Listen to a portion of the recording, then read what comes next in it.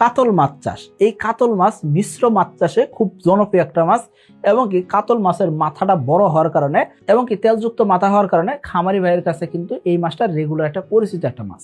এই কাতল মাছের বাজার দরও ভালো থাকে, যার কারণে আমাদের খামারি ভাইয়েরা কিন্তু মিশ্র মাছ চাষে কাতল মাছ দিতে কখনোই ভুলেন না। তো এখন এই কাতল মাছ যেহেতু দ্রুত বাড়ে এবং কি মাছের সাইজও বড় হয় এবং কি মাছের বাজার দরও ভালো পাওয়া যায়, তো আপনিও চিন্তা করছেন কি কাতল মাছ চাষ করবেন। এখন এই কাতল মাছ চাষ করার জন্য পুকুর প্রস্তুতি কেমন হবে? পুকুর প্রস্তুতির সময় আমরা অবশ্যই পুরাতন মাছ থাকলে সেগুলো তুলে ফেলবো, রাক্ষসী মাছ থাকলে সেগুলো সরাই ফেলবো।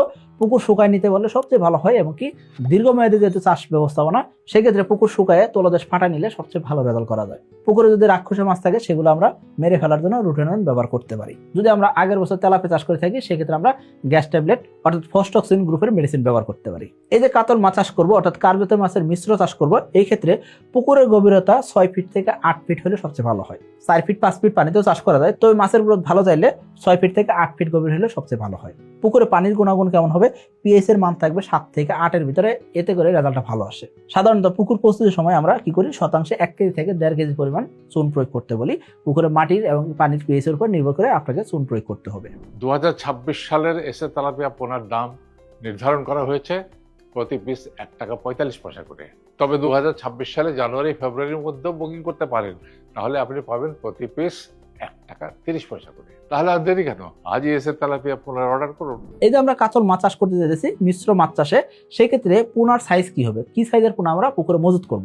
পোনার সাইজ 5 ইঞ্চি থেকে 7 ইঞ্চি হলে সবচেয়ে ভালো হয়, অর্থাৎ 200 গ্রাম প্লাস ওজন হলে সবচেয়ে ভালো রেজাল্ট করা যায় বা দ্রুত সময় রেজাল্ট আসে। এখন আসেন পোনা ছাড়া সঠিক সময় কখন? ফাল্গুন মাস থেকে আপনি চাষ শুরু করতে দিতে পারবেন, অর্থাৎ ফাল্গুন মাস থেকে শুরু করে সারা বছর চাষ করা যায়। তবে ফাল্গুন মাসে চাষে দিলে দ্রুত রেজাল্ট আসে। ফাল্গুন চৈত্রের সময় মাছের রেজাল্টটা ভালো আসে, এই সময় আপনি চাষে দিতে পারেন।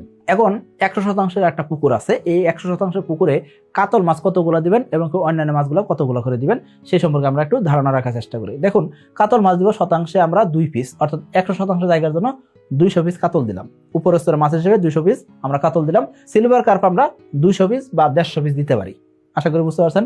অর্থাৎ উপরের স্তরের মাছ হিসেবে আমরা মোটামুটিভাবে 400 পিস মাছ আমরা মজুত করতে পারি। এখন আপনি যদি বলেন ভাই আমি একটু ঘনত্ব কম দিতে চাইতেছি, ঘনত্ব কম দিলে আরো দ্রুত রেজাল্ট আসবে, মাছ আরো বড় বেশি হবে, আশা করি বুঝতে পারছেন। আর কার্যত মাছ যত বড় হবে তত বেশি দাম পাওয়া যায়। সো আপনি মাছ যদি বড় করতে চান সেক্ষেত্রে অবশ্যই ঘনত্ব কম রাখার চেষ্টা করবেন। মধ্যম স্তরের জন্য আমরা রুই মাছ দিব 800 পিস, কতটুকু জায়গার জন্য? 100% জায়গার জন্য, অর্থাৎ 1 একর জায়গাতে 800 পিস আমরা রুই মাছ দিব। মধ্যম স্তরের মাছ আরেকটা কি আছে, গ্রাস কার্প, এগুলো কিন্তু ঘাস খেয়ে বড় হয়, আপনি গ্রাস কার্প দিতে পারেন 100% জায়গাতে 20 পিস। নিচের স্তরে থাকে মৃগেল, কালীবাউস। মৃগেল এবং কালীবাউস মিলে আমরা মাছ দিব 800 পিস। নিচের স্তরে আরেকটা মাছ থাকে, সেটা কি কার্পু মাছ, আমরা 100 পিস দিতে পারি। কার্পু মাছ যদি আপনি না দেন সেক্ষেত্রে আরো ভালো, কারণ কি কার্পু মাছ অনেক সময় পুকুর পানি ঘোলা করে এবং কি কার্পু মাছ অনেক সময় পুকুরে পার ভাঙে, এই কারণে আমরা কার্পু মাছ না দিলেও চলে। তো আশা করি আপনি বুঝতে পারছেন কাতল মাছের ঘনত্ব কি হবে। এখন আপনি যদি এক একটা কাতল 5 কেজি 6 কেজি করতে চান সেক্ষেত্রে কিন্তু এই ঘনত্ব কোনোভাবেই আপনার জন্য নয়। এই ঘনত্ব তাদের জন্য যারা কি করবেন 1 কেজি থেকে 2 কেজি ওজনের মাছ বিক্রি করবেন। প্রতি শতাংশ জায়গা থেকে আপনি 25 কেজি থেকে 30 কেজি মাছ উৎপাদন করতে পারবেন।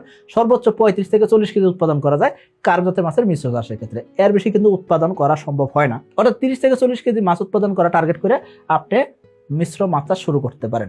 আশা করি বুঝতে পারছেন। আপনি যদি ঘনত্ব বাড়াই দেন সেই ক্ষেত্রে কিন্তু মাছের রেজাল্ট আসবে না বা মাছ এরকম ভাবে বড় হতে চাইবে না। এখন আসলে এই কাতল মাছ চাষ যে করবো, ঘনত্ব যদি বাড়াই দেয় সেক্ষেত্রে কি হবে? ঘনত্ব বাড়াই দিলে মাছের রেজাল্ট আসবে না বা মাছ খাবার পাবে না। যেহেতু কাতল মাছের খাবারের কথা আসলো, সেক্ষেত্রে এই মাছ আসলে কি খাবার খায়? কাতল মাছ সচরাচর পুকুরে শৈবাল খায়, প্লাঙ্কটন খায় এবং কি পুকুরে সার প্রয়োগ করে বা প্রোবায়োটিক প্রয়োগ করে আমরা কি করতে পারি, পুকুরে পানি সবুজ করে দিতে পারি। এতে করে কিন্তু কাতল মাছের রেজাল্ট খুব দ্রুত আসে, অর্থাৎ প্রাকৃতিক খাবার খাওয়ায় এই মাছের রেজাল্ট দ্রুত নিয়ে আসা যায়।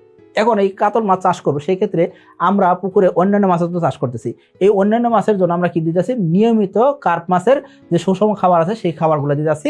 এই খাবারগুলো অন্যান্য মাছ খাইতেছে, পাশাপাশি পুকুরের পরিবেশ সুন্দর হইতেছে, অর্থাৎ পুকুরে প্রাকৃতিক খাবার তৈরি হইতেছে। আর এই প্রাকৃতিক খাবারে কিন্তু কাতল মাছ খেয়ে বড় হইতেছে। এসে তেলাপিয়া পোনা খায় কম, বাড়ে বেশি, আর তাই খামারি ভাইদের প্রথম পছন্দ এসে তেলাপিয়া পোনা। এসে তেলাপিয়ার পোনা ডেলিভারি শুরু হবে 15 মার্চ থেকে, আর ডেলিভারি চলবে 25 নভেম্বর পর্যন্ত। তাহলে আর দেরি কেন, আজই এসে তেলাপিয়া পোনার অর্ডার করুন। এখন আপনার পুকুরে কাতল মাছ বড় করতে চাইলে আপনার যেহেতু মেনলি প্রাকৃতিক খাবার উপর নির্ভর করতে হবে, সেক্ষেত্রে ঘনত্ব বাড়াই দিলে কিন্তু রেজাল্ট এরকম আসতে চাইবে না, আশা করি বুঝতে পারছেন। এখন আপনার পুকুরে প্রাকৃতিক খাবার তৈরি করতে চাইলে অবশ্যই আপনাকে সুষম খাবার দিতে হবে। আপনাকে কত পার্সেন্ট প্রোটিনের, 24 থেকে 26% প্রোটিনের খাবার দিতে হবে অন্যান্য কার্প জাতীয় মাছকে।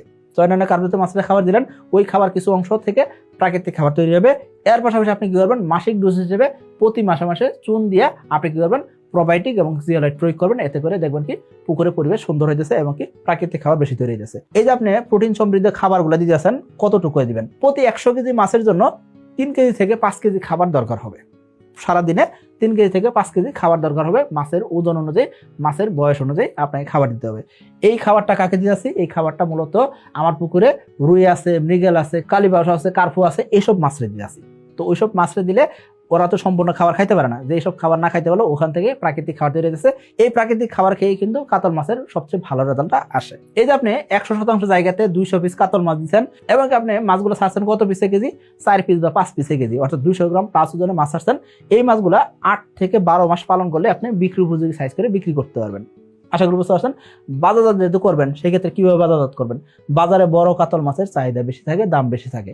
এখন মাছ যদি বড় করতে চান তাহলে 2 পিসের জায়গায় 1 পিস দেওয়া লাগতে পারে, অথবা 2% জায়গার জন্য 1 পিস দেওয়া লাগতে পারে। এখন আপনার পুকুরে আয়তন অনুযায়ী আপনাকে ব্যবস্থাপনা নিতে হবে। কি সাইজ করে মাছ বিক্রি করবেন তার উপর নির্ভর করে আপনাকে মাছের ঘনত্ব নির্ধারণ করতে হবে। 2026 সালের এসএ তেলাপিয়ার পোনার দাম নির্ধারণ করা হয়েছে 1 টাকা 45 পয়সা পিস। তবে জানুয়ারি ও ফেব্রুয়ারি মাসের মধ্যে এসএ তেলাপিয়ার পোনা বুকিং করলেই পাচ্ছেন প্রতি পিস 1 টাকা 30 পয়সা দামে। অফার মূল্যে এসএ তেলাপিয়ার পোনা বুকিং করতে আজই যোগাযোগ করুন কোম্পানির নাম্বারে। কাতলা মাছের মাথা বড় হয়, শরীরটা বড় দেখা যায়, এই কারণে কিন্তু বড় মাছ হিসেবে এই মাছের চাহিদা ভালো থাকে।